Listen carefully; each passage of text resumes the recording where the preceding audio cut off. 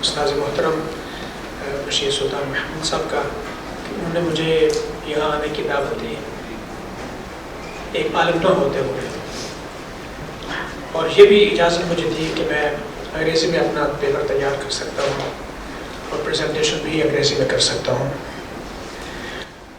جب یہ پیپر میں لکھ رہا تھا تو مشکل یہ تھی کہ اس کا ٹائٹل کیا ہو، حیا، شرم و حیا، لیکن پھر وہ ہمارے عادات میں اور ہمارے لباس میں اس کا اظہار ہوتا ہے۔ تو میں نے اس کو ایسے اسٹرکچر کیا کہ wearing the attitudes and hemline, attitudes جو کہ ذہن کی فکر سے نکلتے ہیں، اور ہیم لائن وہ لباس جو کہ ایٹیٹیوڈز کا مظہر ہوتا ہے۔ آج کی میری پریزنٹیشن کے 3 سیکشنز ہیں بائی لانچ، اور اس کا پیپر جو ہے وہ آپ کی خدمت میں سرکولیٹ کیا جا چکا ہے۔ پہلا ہے پرسیپشنز کیا ہے، سیکنڈ از کہ چیلنجز ہمارے کیا ہیں، اور تیسرا یہ ہے کہ ریزولوشنز کیا ہے۔ قرآن کریم کی ساری آیات بہت خوبصورت ہے، لیکن آج کے حوالے سے مجھے جو تشبیہ سب سے زیادہ خوبصورت لگی وہ سورہ ابراہیم کی آیات 24-27 ہے۔ کلمۃ طیبۃ کشجرۃ طیبہ اصلها ثابت وفرعها فی السماء کلمۃ خبیثۃ کشجرۃ خبیثۃ اجتثت من فوق الارض ما لها من قرار۔ میں گزارش ہے کہ آپ کی آنکھیں اسکرین پر رہیں اور کان میری طرف رہیں۔ اب اس میں جو تمثیل ہے، جو مثال اللہ تعالیٰ نے دی ہے، وہ ایک اچھے کلمہ کو اچھے درخت کے ساتھ دی گئی ہے۔ اور درخت کیا ہوتا ہے؟ گھنا ہوتا ہے، خوبصورت ہوتا ہے، ٹہنیاں ہوتی ہیں، پتے ہوتے ہیں، پھل ہوتا ہے، اس کی جڑیں مضبوط ہوتی ہیں، وہ سایہ بھی دیتا ہے، پھل بھی دیتا ہے۔ کچھ جیسے وہ درخت کا سایہ ہوتا ہے، اس کا پھل ہوتا ہے، اسی طرح اچھی گفتگو کا، اچھے کلام کا، اچھے ایمان کا، اچھے انداز کا، اچھی گفتگو کا سایہ بھی ہوتا ہے اور اس کا پھل بھی ہوتا ہے، اور اسی پھل کی وجہ سے معاشرہ بنتا ہے، افراد بنتے ہیں، فیملیز بنتی ہیں۔ اور اس کے برعکس کلمۃ خبیثہ کشجرۃ خبیثہ، خبیثہ خبث میں ہر برائی شامل ہے، جیسے طیبہ میں ہر اچھائی شامل ہے۔ تو یہ اس کے برعکس ہوا۔ تو اس کے پریمیسز یہ اللہ تعالیٰ نے عطا کر دی ہے، اس لیے کہ اب جب لنک ہوگا کلمہ شجرہ کے ساتھ، اور طیبہ کے ساتھ، اور خبیثہ کے ساتھ، تو اس سے یہ ہوا کہ جیسے اچھا پھل ملتا ہے اچھے درخت سے اور برا پھل ملتا ہے برے درخت سے، اسی طریقے سے ایک مومن کے مزاج سے، کہ گفتگو سے تقویٰ نکلتا ہے، حیا نکلتا ہے، اور ایک جو بندہ فیتھ لیس ہوتا ہے، اس کے گفتگو سے، اس کے انداز سے، اس کے لباس سے، اس کے طرز زندگی سے نکلتی ہے فحشہ، obscenity، vulgarity، ہر قسم کا گناہ۔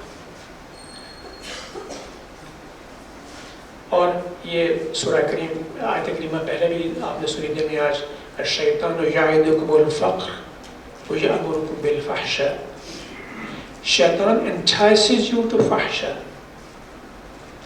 شیطان نے ہمیں انسائٹ کیا جبکہ ہم جنت میں تھے، اور یہ فحشہ جو ہے it is directly linked to خبیثہ، وہاں پہ فحشہ کا لفظ استعمال ہوا ہے۔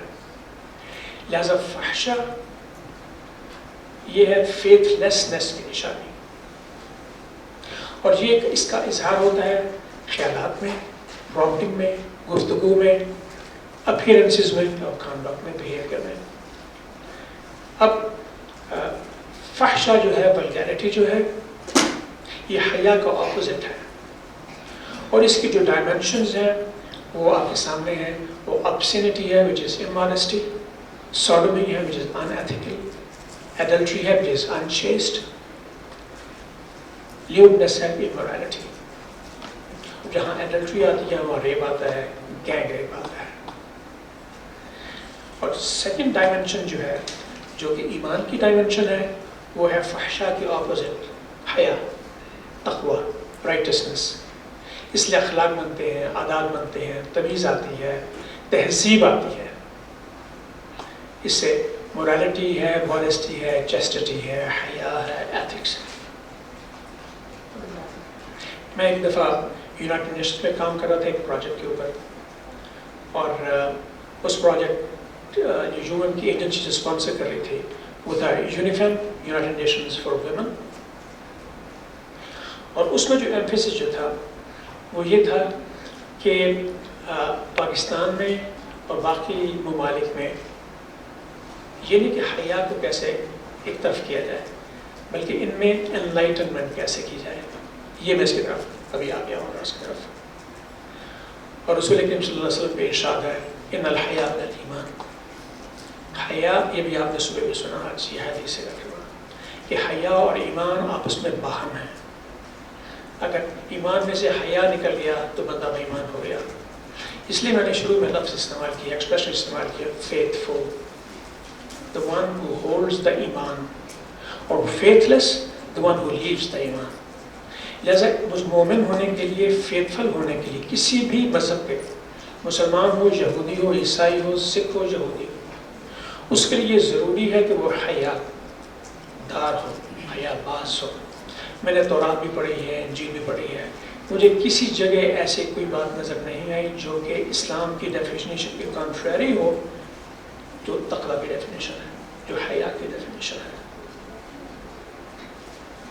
اور اس حیا کی اگین دا تھری ڈائمینشنس، اس کا اظہار کیسے ہوتا ہے؟ ایک لباس سے ہوتا ہے، گفتگو سے ہوتا ہے، اور طرز عمل سے ہوتا ہے.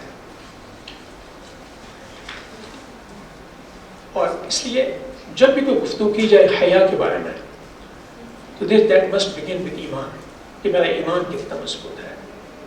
اگر میرا ایمان ڈاماڈول ہے تو میں حیا پر کمپرومائز کر جاؤں گا. اگر میرا ایمان جو ہے وہ فالٹی ہے تو میرا حیا بھی فالٹی ہوگا. اگر مجھے ایمان کے بارے میں کچھ معلومات نہیں ہے تو حیا becomes irrelevant to me.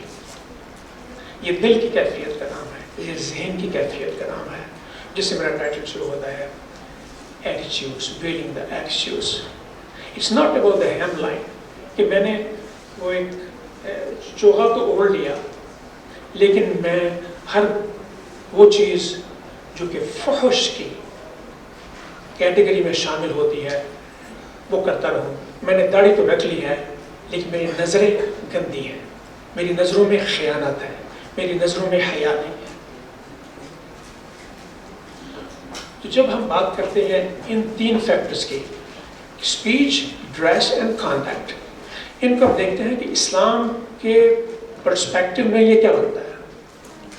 قرآن کریم کی آیت ہے سورہ احزاب کی 22، یا نساء النبی لست کاحد من النساء ان اتقیتن فلا تغضن بالقول.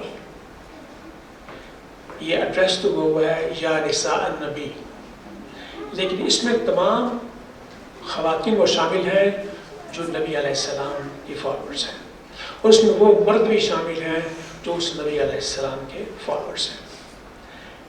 کہ do not speak enticingly while conversing with men whom you could legally marry. کسی ایسے بندے سے، مرد سے بات نہ کرو جس سے تم شادی کر سکتی ہو، وہ تمہارا محرم ہے نہیں.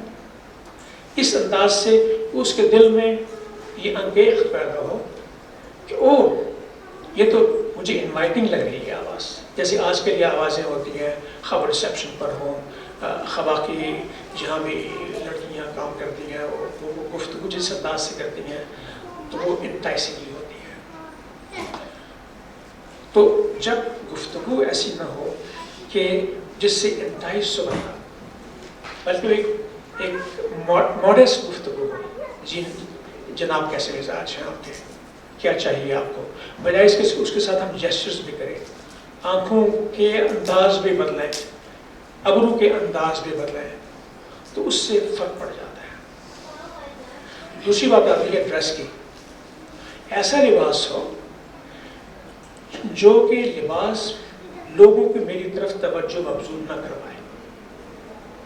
اگر میں ایک دفعہ ایک وزیر صاحب کے ساتھ یونان جا رہا تھا، تو وہاں انہوں نے، وہ عرب تھے، انہوں نے ابھی کا لباس پہنا ہوا تھا، تو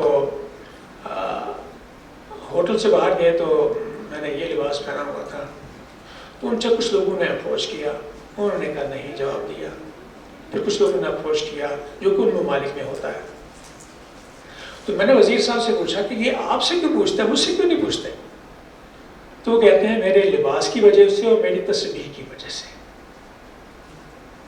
گویا کہ میرا لباس تو ہے بڑا مومنہ، میرا لباس عربی لباس ہے، میں نے تسبیح بھی پکڑی ہوئی ہے، لیکن لوگ مجھے آ کے غیر ملک سے دعوت دے رہے ہیں گناہ کی۔ کیوں؟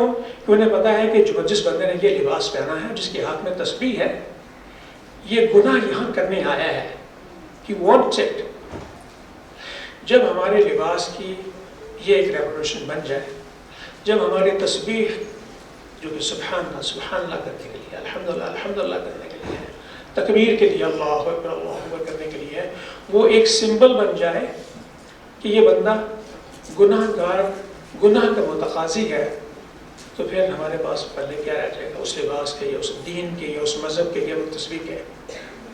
لہٰذا وہ لباس نہ ہو، مرد کا یا عورت کا۔ I'm talking about both the genders، اور نیچے لکھا ہوا both the genders، مرد اور عورتیں، لڑکیاں اور لڑکیاں، جن کے ان کے فیچرز آف اناٹمی ظاہر ہوں، جسم کے خد و خال ظاہر ہوں، اور وہ ایسے اپنے آپ کو ڈریس نہ کریں لڑکے اور لڑکیاں جو کہ اپوزٹ جینڈر کے لیے، لڑکیاں ایسے نہ کریں جو کہ لڑکوں کے لیے ہوں، اور لڑکے ایسے نہ کریں جو کہ لڑکیوں کے لیے ہو، اینٹائز کریں۔ اور تیسری بات جو آتی ہے وہ ہے کانڈکٹ کی۔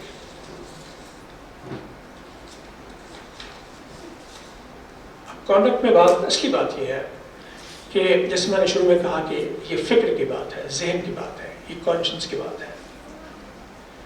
جب بندے کا ضمیر اچھا ہو، کانشنس اچھا ہو، فکر اچھا ہو، تو ہر چیز اچھی ہوتی ہے۔ اس لیے کہا گیا ہے کہ الاعمال بالنیات، عمل جو ہے، ہمارے افعال جو ہیں، ہماری گفتگو جو ہے، ہمارا قدم رکھنا جو ہے، ہمارے تعلقات جو ہیں، یہ سب ہماری نیت پر ڈپینڈ کرتے ہیں، اس کانشس پر ڈپینڈ کرتے ہیں جو چھپی ہوئی ہے ہمارے پیچھے، اس کا اظہار ہوتا ہے ہماری گفتگو میں، ہمارے معاملات میں۔ اور جب ہم کسی کو گناہ کرنے لگے، دیٹ از سیکنڈ پوائنٹ، گناہ کرنے لگے تو ہمیں حیا ہے، we should be shy of it. میں غلط کام کر رہا ہوں، چیٹنگ کر رہا ہوں، میں بیک بیٹنگ کر رہا ہوں، میں گلا شکوہ کر رہا ہوں، میں چغلی لگا رہا ہوں، یہ سب گناہ ہے۔ جھوٹ بولوں یہ گناہ ہے۔ ہماری عادت میں بن گیا ہے یہ کہ ہم جھوٹ بھی بولتے ہیں تو چغلی بھی کرتے ہیں۔ رسول اکرم صلی اللہ علیہ وسلم کے پاس ایک صاحب تشریف لائے، کہتے ہیں حضور مجھے نصیحت کیجیے۔ انہوں نے کہا کہ جھوٹ مت بولو، جھوٹ مت بولنا، جھوٹ کبھی مت بولنا۔ یہ سب ٹھیک ہے، اور کو فرمائیے اسے جب یہ اس پر اٹھو ادھر جاؤ گے تو پھر واپس آنا دوبارہ پاس I'll tell you again۔ He came back after 1 year and he said کہ وہ تو بہت مشکل بات تھی، لیکن الحمدللہ میں نے اس پر قابو پا لیا۔ یہ سب چیزیں اس حیا کی متقاضی ہیں جس کا متقاضی اسلام ہے آپ سے اور مجھ سے۔ اور اگر یہ نہیں ہوگا تو کوئی گفتگو، کوئی انداز، کوئی واز، کوئی خطبہ اثر انداز نہیں ہو سکتا۔ اور لاسٹ پوائنٹ ہے اس میں، ٹو فیل ریمورس فار سننگ۔ اگر مجھ سے غلطی ہو گئی ہے، آنکھ کی خیانت ہو گئی ہے، آنکھ کا گناہ ہو گیا ہے، میں نے ایک ایسی خاتون کی طرف، لڑکی کی طرف دیکھا ہے جو کہ باپردہ ہے، باحیا ہے، لیکن میں بے حیا ہوں، تو مجھے اس پر افسوس ہو۔ میں اللہ تعالیٰ سے معافی مانگوں اور عہد کروں اس بات کا اپنے دل سے، اللہ تعالیٰ I'm sorry I'll never do it again، کیونکہ اللہ تعالیٰ توبہ قبول کرنے والا ہے۔ لیکن یہ عادت نہ بن جائے میری کہ میں کر بھی لوں اللہ تعالیٰ I'm sorry، معاف کر دو، پھر کروں اللہ تعالیٰ I'm sorry because you are غفور رحیم۔ نہیں، یہ ہم نے مذاق بنا لیا ہے اللہ تعالیٰ کے اسماء الحسنہ کے ساتھ، اس کی غفوریت کے ساتھ، اس کی رحیمیت کے ساتھ، کہ اللہ تعالیٰ تو بخش دے گا، ہمیں کوئی بات نہیں۔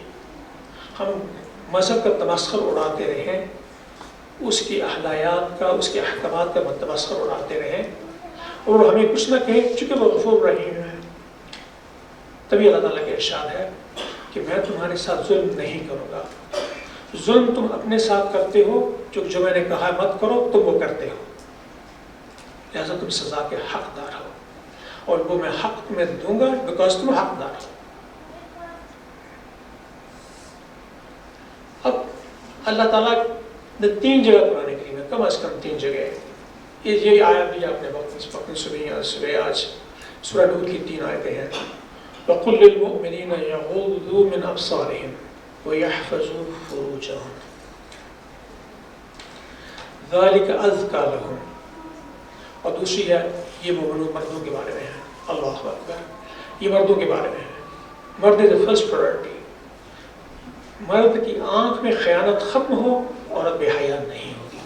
بے حیا لگے گی نہیں اگر بے حیا بھی ہو. اگر مرد کے گناہ، مرد کی آنکھ گناہ سے محفوظ رہے تو اس کے سامنے کوئی گناہ آ جائے اس کو گناہ لگے گا نہیں. کبھی آج تک ہم نے ایسے کیا ہے کہ ٹی وی کا کوئی اشتہار آ رہا ہو ولگر، ایبسلیوٹلی ولگر، تو ہم نے نگاہ اس پہ ہٹا لی ہو؟ نہیں، وی ڈونٹ ڈو دیٹ.